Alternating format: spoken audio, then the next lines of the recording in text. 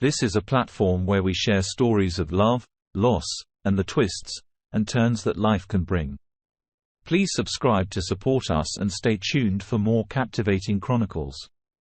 I'm sitting in my car parked outside of AP's house feeling a whirlwind of emotions as I prepare to confront my wife's affair partner. It's been a roller coaster of a journey since I first discovered my wife's affair 3 months ago.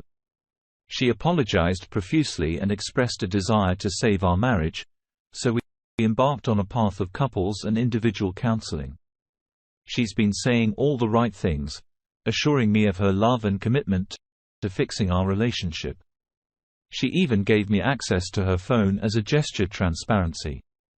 But there have been lingering doubts, and I recently discovered that she's still in contact with the affair partner despite her promises of going no contact. I've been discreetly monitoring their communication, and it's become clear that she's deleting their texts from her phone. However, what she may not realize is that those messages are still accessible on her iPad. So here I am parked outside his house, waiting for a chance to confront him and get some answers. My emotional state is a mess. I've kept this secret for too long, and it's time to confront the truth. I plan to serve her divorce papers tomorrow, but before I do, affair partner and see if he can shed light on the lies and deceit that have plagued our relationship. Last night was just another night in our seemingly normal routine. We had dinner, put the kids to bed, and sat in our bedroom watching TV in silence. It's almost as if we were living a facade. She eventually announced she was going to bed and left, leaving me with my thoughts. Today, we had a marriage counseling session scheduled over the lunch hour. Which is why I've chosen today to confront this affair partner. It's time to face the truth and move forward, even though the emotional turmoil is almost unbearable. As I sat down for the counseling session, I didn't waste any time. I had already informed our therapist about my intention to confront the affair partner. The tension in the room was palpable as I began speaking. I talked to the affair partner yesterday. I said, and my wife's expression shifted from confusion to disbelief. Yeah, I talked to him too. She replied cautiously. Yeah, I know. I don't get it. Why would you go talk to him? I asked pointedly, because I needed answers to some questions I had, and you weren't being honest with me. The therapist intervened asking what the affair partner had revealed. Oh, yeah. Well, what did he tell you, honey? She responded, her voice quivering. He sold you down the river. I replied bluntly, not mincing words. She asked what that meant, and I didn't hold back. He told me everything about what you guys have been doing, the sneaking around, the secret meetings, the lovey-dovey phone calls, everything. I said, my frustration evident. He told you everything? She asked, her voice breaking. I then went on to list out all the details. I already knew about their texts, calls, meetings, dates, and times. She couldn't hold back the tears any longer. It became crystal clear to me that while she had been in therapy, telling me one thing, her actions told a completely different story. So I'm done. I declared, my voice unwavering. What do you mean? You're done? She stammered, her eyes welling up with tears. Handing over the divorce papers. I want a divorce, I stated firmly. She took the paperwork in her hands as if it were a venomous snake and stared at it, clearly overwhelmed. She then looked to the therapist for help, desperately seeking a way to fix this. I don't want a divorce. I want you. I want our life. I want to stay, she pleaded. The therapist chimed in, addressing the conflict between her words and actions. Do you see where confronting the affair partner is coming from when your actions contradict your words? You always believe the actions, not the words. Your actions have told me all I need to know. I explained, my anger and betrayal palpable.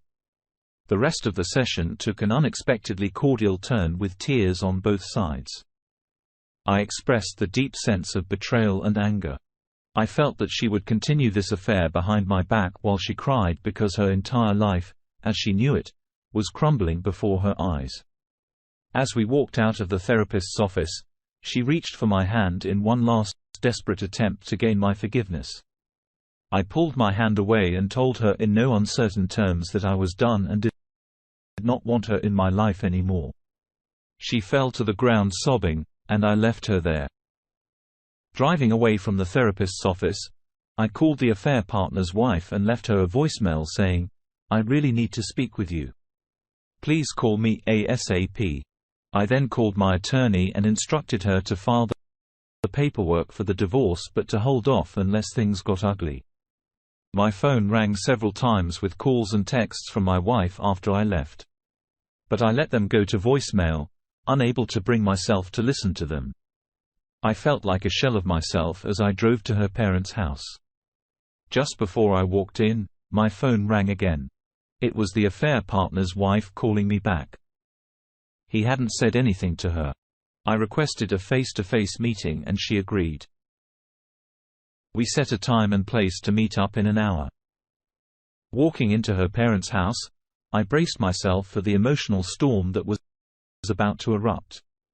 Her mom broke down in tears immediately and her dad remained stone-faced. I felt a mix of sympathy and frustration as I told them everything.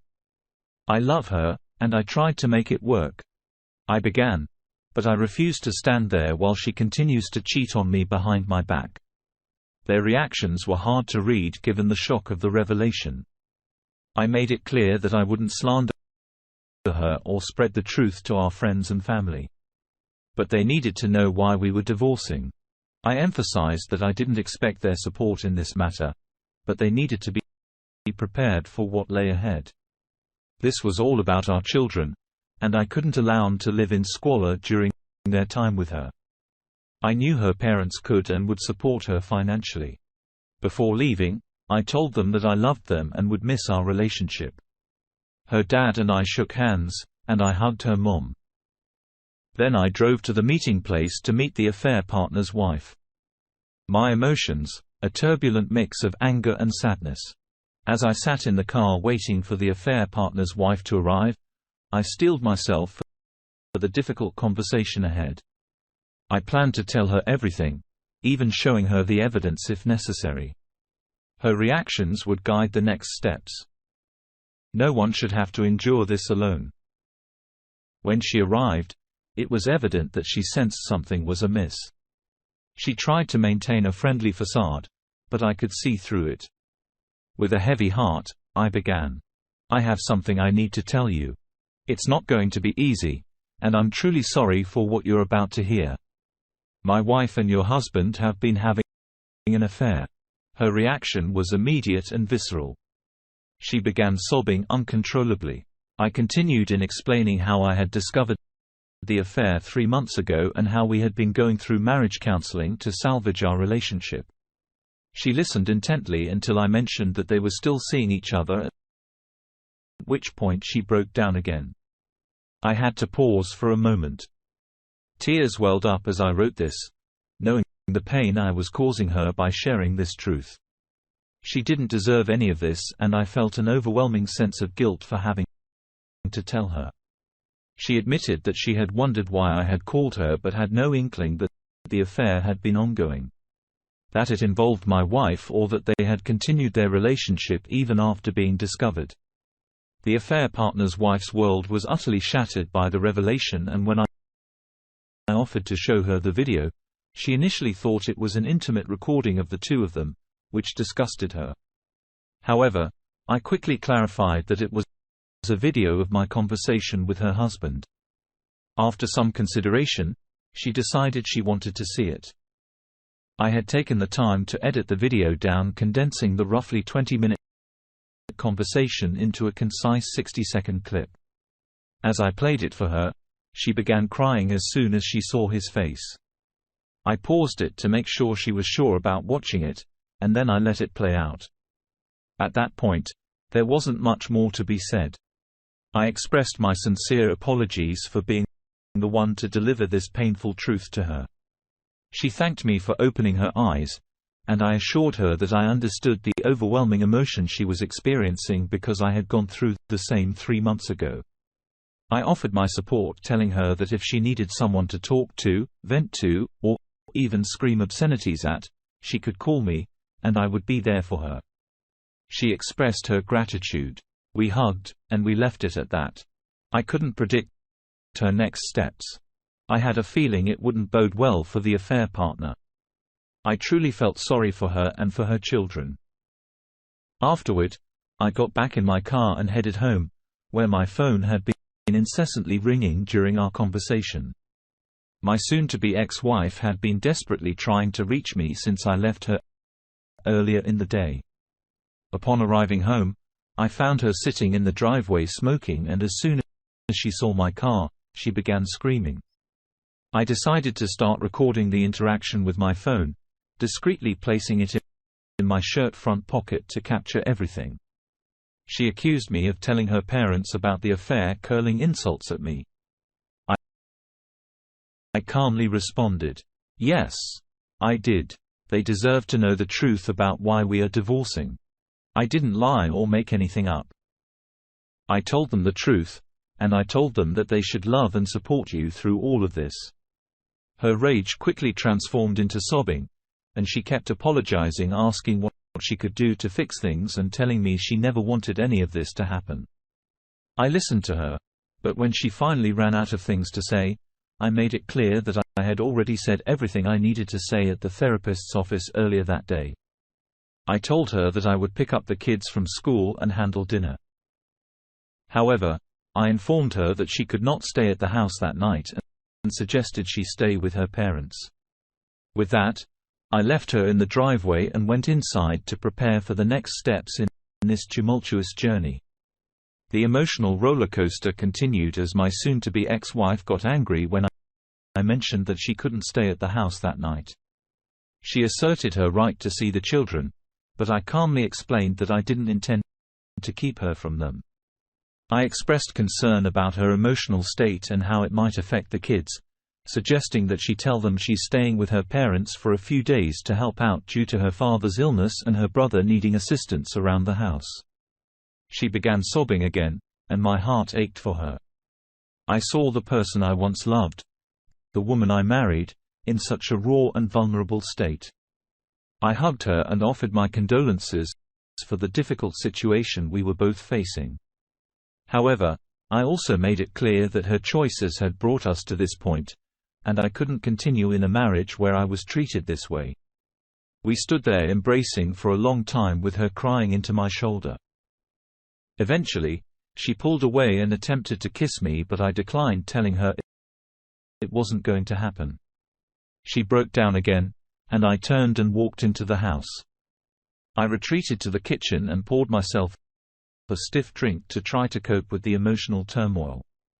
After a while, I heard her come into the house and I could tell she was packing a bag. She found me in the kitchen with her suitcase packed, and in a teary outburst, she told me, "I hope you're happy." My response was honest, but somber. "I'm not happy at all. I didn't want this. I wanted you. I wanted us. I wanted a wife who would love me and treat me with kindness. And instead, I got this. So, no, I'm not happy at all." She protested, questioning why I wasn't fighting for our marriage and throwing away everything we had. I clarified that it was she who had thrown everything away when she went back to the affair partner. I refused to engage with her as she hurled obscenities my way. When she realized I wouldn't respond, she left, slamming the door so hard that it knocked a picture frame off the wall in the back hallway. I remained in the kitchen replaying the video of her outburst. I knew that having video evidence could be important for my legal protection if things escalated further. Afterwards, I picked up the kids from school and brought them home. I explained that their mom would be staying with the grandparents for a few days.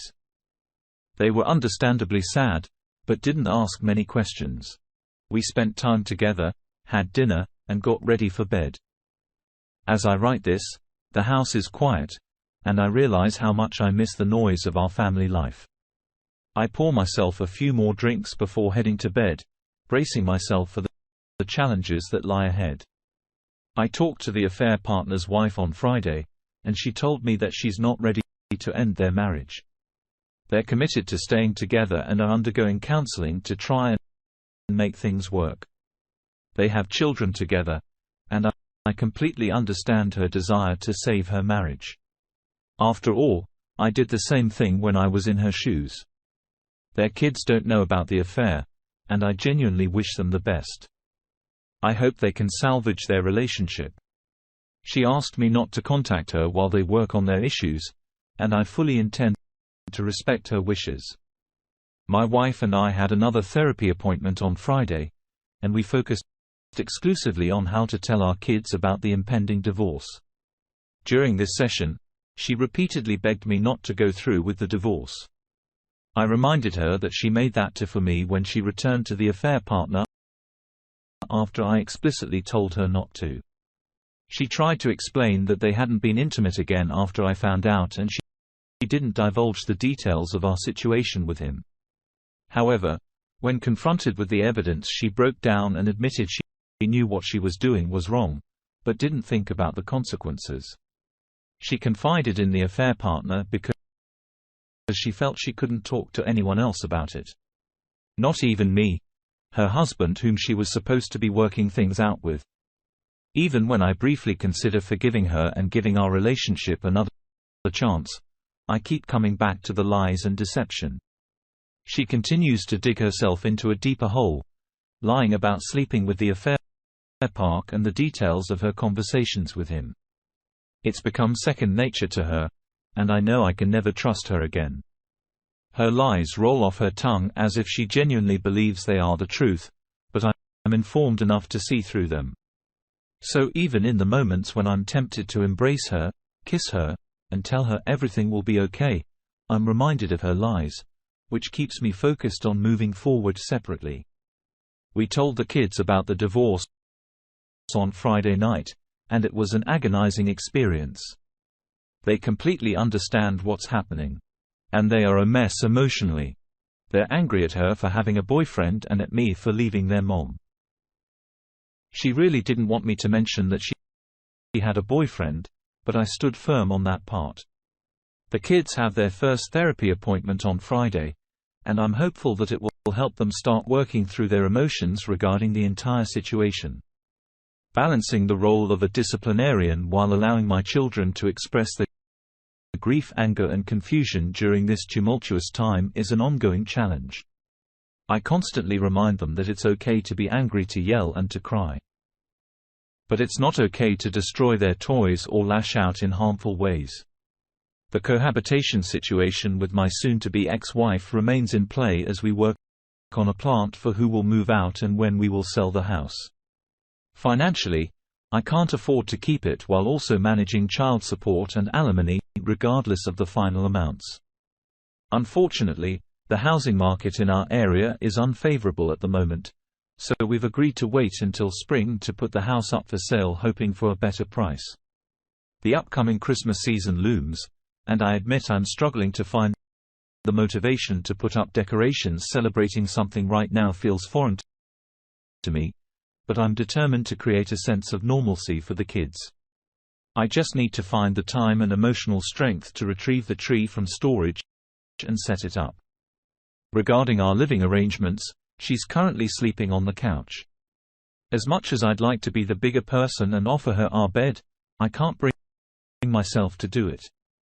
I've installed a lock on the bedroom door and use it every morning to prevent her from accessing my personal belongings.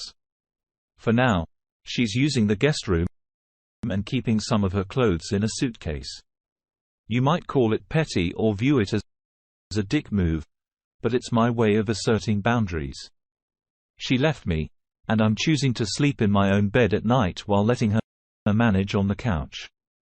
As of now, our household is relatively peaceful.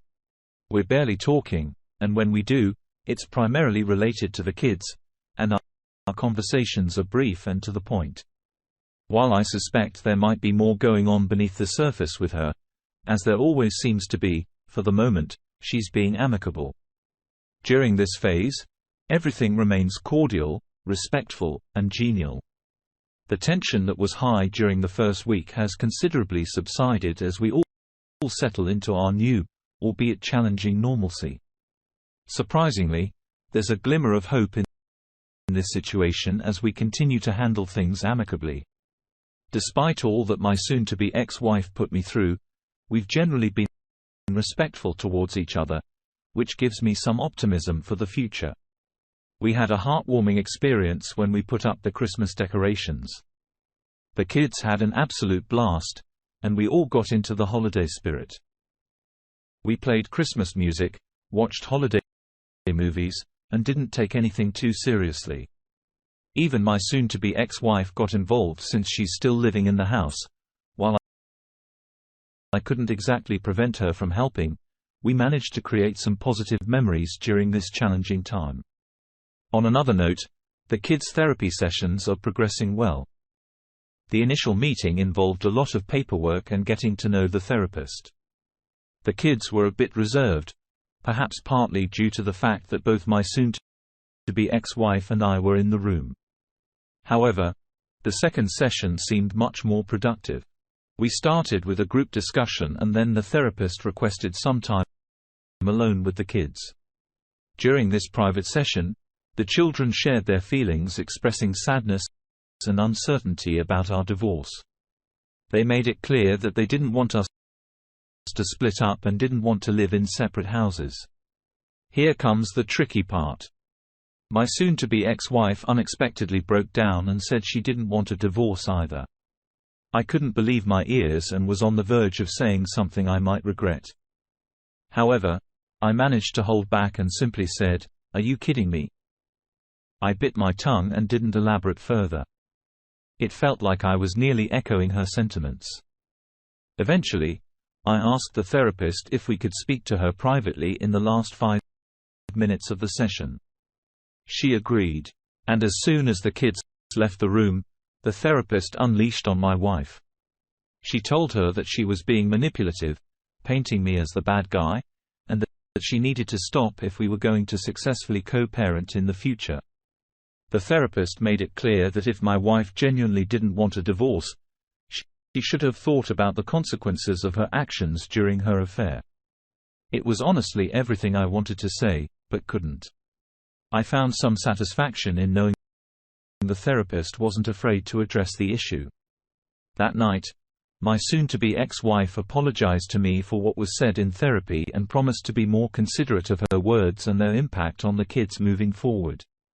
It was about all I could hope for given the circumstances. Work was going well, and our Christmas preparations were on track. But then there's the exception to my resolve, and it's quite a significant one. I accidentally slept with my wife. Let's rewind to the night we decorated for Christmas. It had been a great day. We all had a wonderful time watching movies and enjoying each other's company. It felt just like the good times before all the problems started. After we put the kids to bed, we settled down to finish watching It's a Wonderful Life, her favorite Christmas movie. We've both been sipping on eggnog and brandy throughout the evening, and between the warm feelings and the warm brandy, I didn't realize how much it was affecting my judgment. She leaned over and kissed my neck softly. And before I knew it, things escalated, and we ended up being intimate. I wish I could say that I wasn't thinking, "Don't do this," but I was aware of it. I just went against my better judgment and let it happen. It had been so long since she and I had been together, and I know I wasn't in my right mind, but that's no excuse. It was great, and we both had a fun time. However, as I lay there afterward, I couldn't help but feel disgusted with myself for doing it. After all that had happened, her betrayals and all the progress I had made, I was furious at myself for going against my resolve. That night, I made it clear to her that it didn't change anything between us, that I still wanted a divorce. I emphasized that it couldn't happen again, and we weren't going back to the way things were. She agreed, or at least she said she did, but with her, you can never be sure. I haven't had the chance to discuss it with my therapist or our marriage counselor, with whom we're still meeting. I also need to get an STD test because I'm uncertain whether she picked up something from her price pregnancy since I had a vasectomy several years ago, but the rest of it just boggles my mind. How could I have been so stupid and let my guard down? I'm sorry if this disappoints anyone. I'm not perfect, and I met it myself for what happened. I won't let it happen again. My wife and I ultimately decided to try and make things work, and I understand that might disappoint some of you. I've grappled with feelings of disappointment in myself for most of the past year. We're not back to 100% and I'm not sure if we ever will be, but things are undoubtedly better. To reach this point, we went through about 9 months of intense therapy, both individually and together, along with therapy for our kids. We both had to be willing to forgive and move forward. Frankly, it's something of a miracle that we made it this far. I made it clear that we couldn't be sleeping together again. We continued to attend couples therapy, and she started opening up about what she was thinking and feeling, what led her to reconnect without a fair partner, and the changes that had occurred in both of us.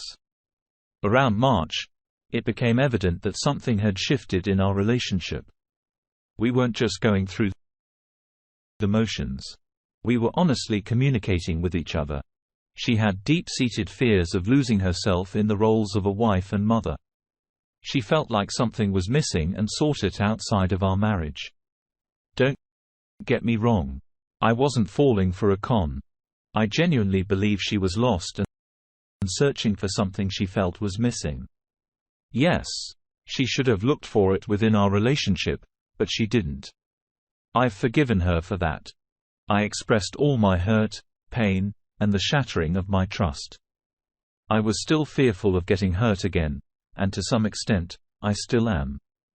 I know that anything can happen in life, but I've let go of my need to control everything. I've placed my faith in her and in our relationship that she will never betray me again. Personally, I find great comfort in having a plan. Knowing what I need to do, if I ever have doubts about her loyalty or find evidence of cheating again, gives me strength.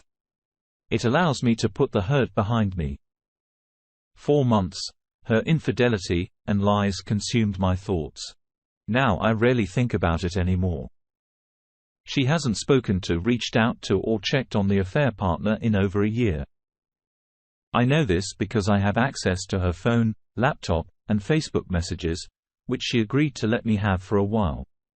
While I was tempted to check her stuff every day, that desire gradually faded. I made sure to do it randomly and without warning, just in case. It's been about 2 months since I last checked, and I don't think I'll do it again unless something raises my suspicions. Therapy played a significant role in helping me overcome these issues. I haven't spoken to the affair partner or his wife since I last out to her in December of last year.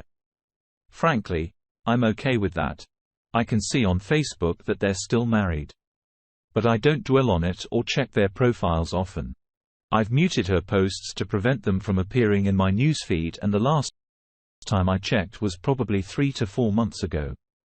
I just don't care about their lives anymore. We distanced ourselves from the group of friends we were once part of and made new friendships. Friendship, well, they underwent a transformation too. It's not that the old friendships were outright toxic, but those couples had different priorities that didn't align with who we wanted to be as a couple. They were very social and outgoing, often involving excessive drinking, drug use, bragging about money, and social positioning. While they were nice people, they ultimately weren't the kind of friends we wanted to spend our time with. Our new group of friends is fantastic. They're still social and outgoing, but without the excessive drinking and drugs. There's more focus on family and the overall atmosphere is more positive. A clear example of this change was our New Year's Eve celebrations. In 2018, we spent it with our old group and woke on New Year's Day hungover and feeling worthless. In contrast, We spent New Year's Eve this year with our new group, had a great time and still got home early enough to enjoy ourselves and our kids on New Year's Day. Our kids know that we're staying together. We decided over the summer, June/July, to put the divorce proceedings on hold. Originally scheduled for March or April, we chose to push it back. Going through the list of our belongings and trying to decide who got what was tough, but it also contributed to both her willingness to open up and make things work and my willingness to give it another shot. We explained to our kids that sometimes mummies and daddies need to work through difficult things, and that's what we were going to do. She moved back into our bedroom in August, and I took the lock off the door. Life isn't perfect, but it's better, and it keeps improving every day. On Christmas, she expressed how sorry she is for everything she put me through, in her commitment to rebuilding my trust and love. I do love her, probably now more than ever. I've come to understand how couples can make it through something like this. We're planning a family vacation together this spring during the kids' school break, and we're all looking forward to it. We still meet with our couples therapist weekly and continue with regular individual therapy outside of our couple sessions. Our marriage counselor told us she's amazed at how we've handled this and continue to do the work to heal the fractures in our marriage. It wasn't easy for a long time, but it's easier now than it was. I want to be as clear as possible about what we did to heal. I'm no expert, but this is what worked for us. Therapy. We engaged in both individual and couples therapy. Therapy helped me understand my shortcomings as a man, husband, and father. It provided clarity and inner peace and helped me regain lost confidence. Her individual therapy helped her identify and address her own shortcomings as a wife and mother, enabling her to decide whether reconciliation was genuinely what she wanted. Open communication. We opened up and honestly discussed our feelings, fears, and doubts. It was crucial to understanding each other's perspectives and moving forward. Putting divorce on hold, delaying the divorce proceedings allowed us time to work through our issues without the added pressure of separation looming over us. New friendships. We transitioned to a more positive social circle, which reduced external negative influences and provided a healthier support system. Commitment to change. We both committed to making necessary changes within ourselves and our relationship, ensuring that history wouldn't repeat itself. Remember, this is what worked for us, and each situation is unique. The path to healing is different for every couple. But we hope our experience can provide some insight or inspiration for others going through similar challenges. Our couples therapy helped us figure out the path to healing and what our lives could look like on the other side. We both committed to working towards that common goal, buying in fully, and doing the necessary work outside of therapy to rebuild our relationship. Here are some of the key steps we took. Radical honesty. We committed to being radically honest with each other. When either of us felt something, we communicated it openly. We didn't keep our feelings inside. We expressed them. When she was talking to me, I put aside all distractions and really listened to her. And she did the same for me. Daily check-ins every night after putting the kids to bed. We sat down and checked in with each other. We discussed our day, made plans for the next day, and shared how we were feeling about each other. These conversations were challenging initially, but became second nature over time. Nightly check-ins became something we looked forward to, and they significantly improved our relationship. Asking each other questions. We went back to the phase when we first started dating. Even though we had been together for a long time and had changed as individuals, we found lists of questions online to ask each other. These ranged from simple preferences like favorite colors to deeper questions about our values and beliefs. Rediscovering each other in this way was enjoyable and helped us connect on a deeper level. Acts of service. We found a Christian-based guide to repairing a marriage after infidelity that included acts of service for your partner. These acts ranged from simple gestures, like writing no or doing chores, to more extravagant ones like planning date nights or taking a weekend away together. These acts of service gradually rebuilt my in her and reignited my love for her. Stop dwelling on it. I actively chose not to engage in thoughts that took me to dark places. Instead, I redirected my energy towards positive activities, such as working out, going for a run, watching something funny on TV, or spending time with the kids. Over time, I stopped thinking about the betrayal regularly, and it consumed less and less of my thoughts. I'm not preaching or claiming that this path is right for everyone. Every situation is unique, and some couples shouldn't be together. I couldn't judge your situation better than you can judge mine from the outside. However, I genuinely believe that we'll be together for the long haul. Our journey involved a lot of hard work, but it was worth it to rebuild our relationship and find a way forward. I completely understand my need to step away from this account and the discussions related to my past experiences. It's important to prioritize my emotional well-being and my relationship's healing process. Leaving the account active for others who may benefit from the discussion is a thoughtful gesture. Remember, healing is a personal journey, and it's perfectly okay to take breaks, set boundaries, and focus on what's best for me and my family. If I ever need support or have more questions in the future, I won't hesitate to reach out when I'm ready. Wishing us continued progress, strength, and happiness in our journey together. Take care. Dear listener, if you have reached this far, please consider subscribing our channel, as it helps and motivates us to continue our work.